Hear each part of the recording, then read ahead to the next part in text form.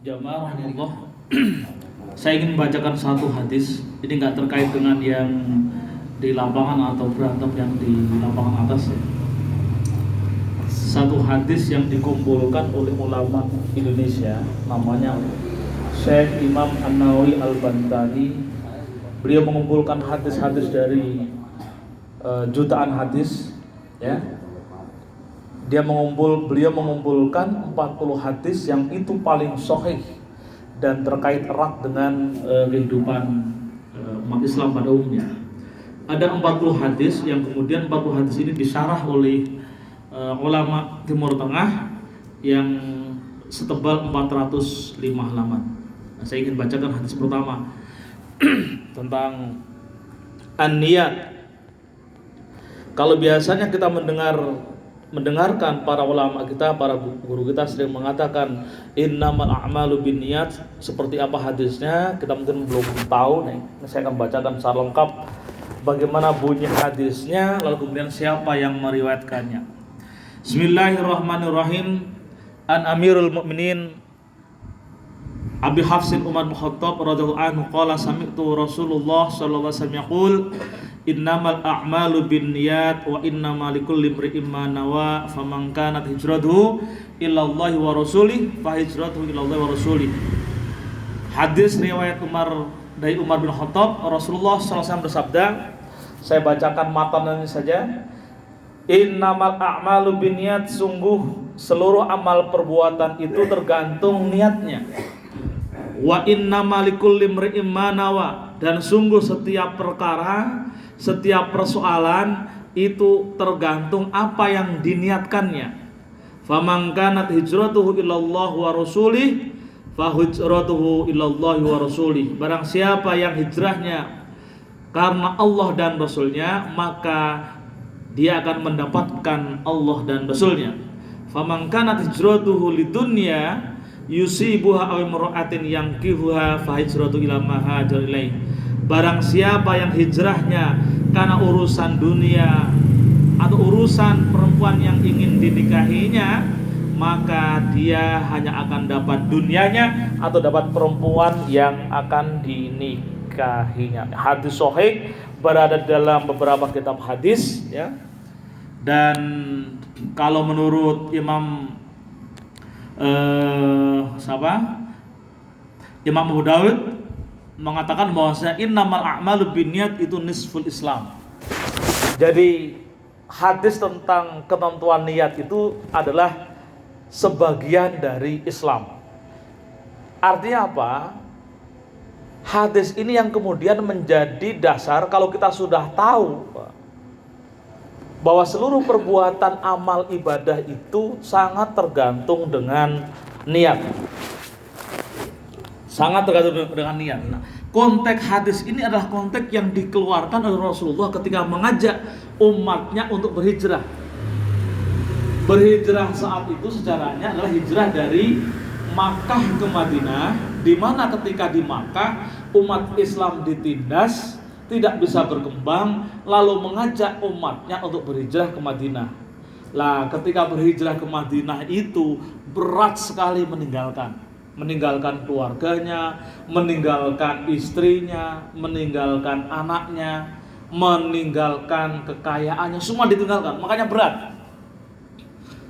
Maka sahabat terpecah ke dalam dua golongan menurut versi ini, hadis ini. Pertama adalah orang yang hijrah memang karena Allah dan Rasulnya. Yang kedua hijrah, kenapa? Dengan misi, kalau saya ikut ke Madinah, saya mungkin usahanya akan lebih luas. Karena Madinah itu juga jalur sutra, jalur perdagangan. Jadi kalau orang yang berpikir materialis, bisnismen, ini strategis nih, kesempatan untuk pindah bersama Rasulullah. Ada juga yang hijrah karena ngikut perempuan. Rupanya ada perempuan umat pengikut Rasulullah yang ingin ikut hijrah. Nah, ini yang laki-lakinya itu, saya kalau nggak hijrah nanti dicerai atau ditolak cintanya. Maka kemudian, ya, dia ada yang berhijrah karena mengikut tadi perempuannya. Maka Rasul mengatakan, Faman kanat hijratuhu illallah wa rasulih, barang siapa yang hijrahnya karena Allah dan Rasulnya, maka dia akan mendapatkan Allah dan Rasulnya.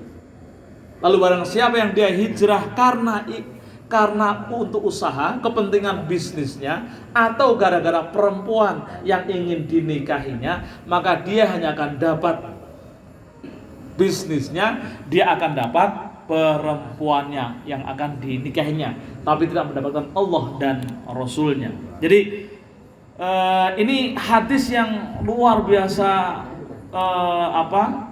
penting, bahkan sepertiga ajaran Islam itu ada dalam hadis ini. Sepertiga hadis ada di dalam sepertiga ajaran Islam ada di dalam hadis ini. Maka jamaah sekalian, menata niat ini menjadi penting. Menata visi itu menjadi penting. Maka dalam konteks ibadah disebutkan, ya,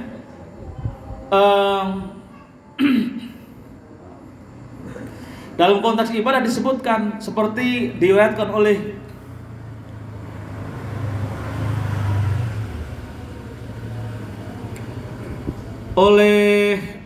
para ulama, ya. Ittafaqal ulama, para ulama bersepakat bahwasanya kewajiban untuk niat itu harus ditempelkan pada setiap ibadah. Ittafaqal ulama ala annal a'mal as-sadirah minal mukallafin al-mu'minin la tasiru mu'tabaratan syar'an. Orang yang melakukan ibadah tanpa niat, maka itu tidak dianggap menurut syarak. Wala yatarattabu thawab ala fi'liha illa binniyat, dan juga tidak ada diberi pahala kalau tidak pakai niat. Wa niyat fil ibadah al maksudah, niat dalam ibadah yang tertentu seperti sholat, haji dan puasa adalah ruknun min arkaniha, bagian dari rukun. Fala tasihhu illa biha, tidak sah tanpa itu. Jadi untuk ibadah-ibadah maksudah, ibadah-ibadah yang ditentukan, tidak sah tanpa niat. Ya. Wa amma makana wasilatun, adapun terkait dengan wasilah, media untuk yang bisanya nanti kemudian sholat itu diperbolehkan, kal wudu wal ghusl, seperti wudu dan ghusl, faqala al hanafiyah hiya syartun kamalun fiha, hanya syarat penyempurna, litahsilis shawab, untuk mendapatkan pahala. Wa qala syafi'iyyah wa ghairuhum hiya syartun sihhatul adzan, tapi menurut mazhab Syafi'i ini merupakan syarat keabsahan, walaupun itu wudu ataupun ghusl, itu adalah syarat keabsahan. Jadi menurut mazhab Hanafi hanya syarat kesempurnaan, tapi Syafi'iyah itu syarat keabsahan. Nah, ini penting. Seluruh amal perbuatan kita, termasuk amal perbuatan dunia, kalau itu nggak pakai niat, itu menjadi habaun, kayak sebutir debu, alias tidak berarti. Ini kayak misalkan Pacok, Ustadz Pacok mau jadi wasit tanpa niat, niat nyari uang saja, maka dia hanya akan dapat uang, kan gitu, hanya dapat uang, tapi nggak dapat pahala. Tapi kalau misalkan niatnya pertama ibadah, ya, dia akan menerapkan keadilan sebagai wasit, maka itu menjadi ibadah. Itu kan ada kan kamin amalin yatakawanu atau yakunu amalid dunya, yakunu amal akhirah, wa kam min amalin akhirah yakunu amalid dunya. Berapa banyak amal perbuatan dunia karena niat yang benar menjadi amal akhirat, tapi berapa banyak amal akhirat karena salah niat menjadi amal dunia. Contoh nih, ngaji itu kan kelihatan amal akhirat, tapi karena salah niat, mungkin apa? Wah, saya karena di rumah nggak punya kopi, mungkin kalau ke masjid ada kopi, misalnya gratis lagi. Nah, maka kemudian amal akhirat, kan gitu ya, ngaji ini menjadi amal dunia. Terlihat ngaji, tapi karena salah niat menjadi amal dunia. Orang sholat ke masjid rajin, Tapi niatnya bukan niat ya niat sholat ya. Kedua, tapi niat pertama, saya biar dianggap orang yang soleh. Kan misalkan dia, saya rajin ke masjid. Wah, udah langsung ya tarattabu habaun. Langsung gara-gara niat yang salah itu menjadi sebutir debu. Nah, ini lagi-lagi jamaah sekalian, menata niat sekali lagi ini penting. Jadi niat yang salah menjadi salah juga ibadahnya. Maka salah satu kemudian agar niat itu terjazamkan, maka selalu diawali amal perbuatan itu dengan membaca basmalah. Bismillah, insya Allah kalau kita sudah membaca bismillah, terbenam di dalam memori kita, niatnya mesti baik. Gak ada orang yang mau mencuri dengan baca bismillah. Saya mau mencuri ya bismillahirrahmanirrahim. Nah, itu mesti nggak ada itu. Nggak tahu ada nggak? Atau saya niat mencuri untuk ibadah, saya kira nggak ada. Tapi kalau bismillahirrahmanirrahim, saya yakin ketika orang mau mencuri nggak ada yang baca. Nyolong burung gitu. Nyolong burung baca bismillah, ya nggak apa-apa lah pertama kali. Berharap agar tidak ketahuan. Tapi pada intinya, ya yang jelas, maka kata Rasulullah kan itu. Malam kullu amalin la yubda bi bismillah bahwa afta atau abtar, kan itu ya, ada yang atau abta. Apapun perbuatan yang tidak diawali dengan membaca bismillah itu adalah ya tadi sia-sia, sepo, kayak sayur tanpa garam, tanpa bumbu. Nah kan gitu. Ini nih penekanan hadis ini, maka kemudian disebut oleh ulama membiasakan niat itu sudah menguasai setengah dari agama. Tahu tentang niat itu adalah sepertiga dari ajaran Islam. Di sepertiga dari ajaran Islam, kalau sudah mengimplementasikan sudah setengah agama. Asal niat bener aja, perbuatan yang terkesan nanti salah jalan, insya Allah akan dibenarkan. Itu pentingnya niat. Ini hadis sahih, dan dalam semua kitab-kitab hadis termasuk dalam Syarah Imam Nawawi ini ditaruh di baris pertama, yang itu menunjukkan bahwasanya betapa pentingnya niat itu. Bahkan banyak seluruh amal ibadah dalam fikih, meskipun Rasul tidak mengatakan kalau sholat awalnya harus niat, itu nggak ada. Awalnya harus, itu nggak ada.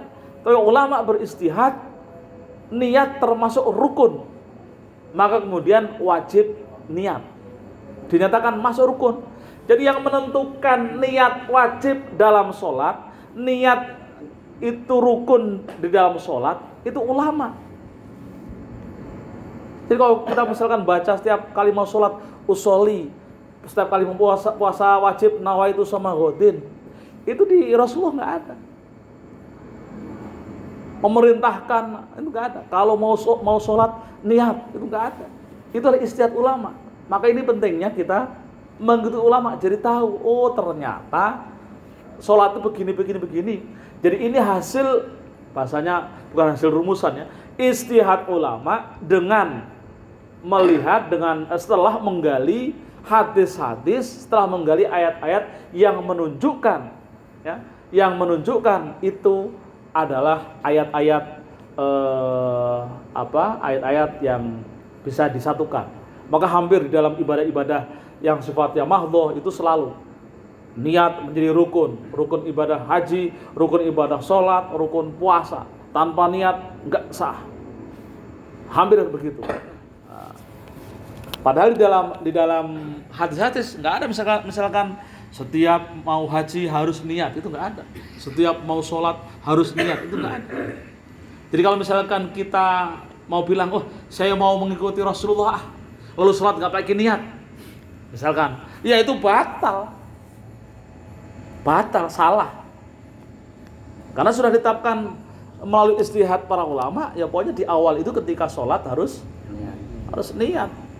Dasarnya apa? Hadis tadi, innamal a'malu binniyat. Konteksnya hijrah, tapi kemudian ijtihad ulama ditaruh dalam seluruh kewajiban ibadah mahdhah, ibadah-ibadah yang ditentukan. Nah, jamaah sekalian, waktu niat wa mahaluha, waktu niat dan tempatnya.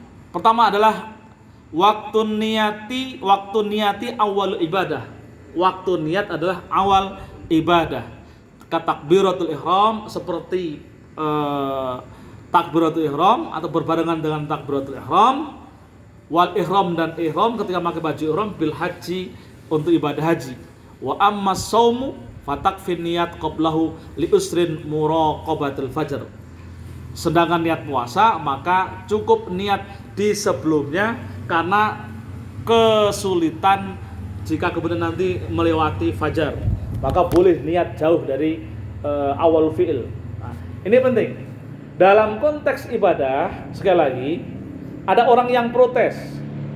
Apakah kemudian ketika usolli fardhu isya'i misalkan, lalu kemudian ketika Allahu Akbar itu boleh apa enggak? Ada yang mengatakan itu adalah bid'ah. Itu ada yang mengatakan enggak boleh. Karena apa? Dianggap niatnya tidak di awal fi'il, tapi sebelum fi'il, sebelum perbuatan. Namanya niat harus bersamaan dengan takbiratul ihram, katanya begitu. Dan itu dianggap bid'ah. Nah, para ulama berdalih tentang kesunatan, kesunatan melafalkan niat. Karena di dalam haji itu kan niatnya dijaharkan. Kemana Pak Haji? Niat haji? Labbaik Allah, bukan labbaik Allahul hajj atau nawaitul hajjah kan itu ya. Wa ahramtu biha kan itu ya. Jadi niat ketika dalam pelaksanaan ibadah haji itu selalu dilafalkan, dan itu sunnah atau praktek yang pernah dipraktekkan oleh Rasul adalah dilafalkan. Labbaik Allahu hajjan, labbaik Allahu umratan. Itu kan kalau haji kan niatnya begitu. Selain redaksi labbaik Allahu hajjan atau labbaik Allahu umratan, ya, itu ada doa yang misalkan nawaitul hajja wa ahramtu biha. Itu kan ada dua doa. Boleh pakai nawaitu begitu, boleh pakai dengan redaksi labbaik Allahu umratan atau labbaik Allahu hajjan. Itu kan dengan jahar. Jadi argumen ini yang mendasari itu termasuk dalam sholat itu bolehnya talaffuz biniyat. Jadi kalau misalkan ada orang yang mengatakan talaffuz biniyat itu adalah bid'ah, maka sebenarnya dia adalah hanya baru melihat satu hadis atau satu fakta, belum melihat hadis lain seperti halnya dalam konteks ibadah haji. Nah, maka sekali lagi talaffuz biniat dalam hal ibadah-ibadah maksudah seperti ibadah sholat itu tidak mengapa. Bahkan dalam mazhab Syafi'i termasuk mandubah atau mahbubah, linnadab, termasuk disunatkan. Kenapa? Karena dengan talafut dia menjazamkan, dengan melafalkan niat dia menegaskan, menempelkan dalam benaknya, dalam hatinya untuk betul-betul sholat. Karena kalau nggak pakai niat, khawatirnya tadi orang baru lari dari rumah masuk ke masjid, ketika belum berdiri tegak sudah langsung Allahu Akbar. Jadi belum menegaskan niat. Maka kemudian talaffuz bin niat kepentingannya di situ. Ada kesempatan untuk menghadirkan Allah, menghadirkan hati untuk siap-siap melaksanakan ibadah. Nah, itu intinya di hadis ini. Yang jelas sekali lagi tanpa niat ya,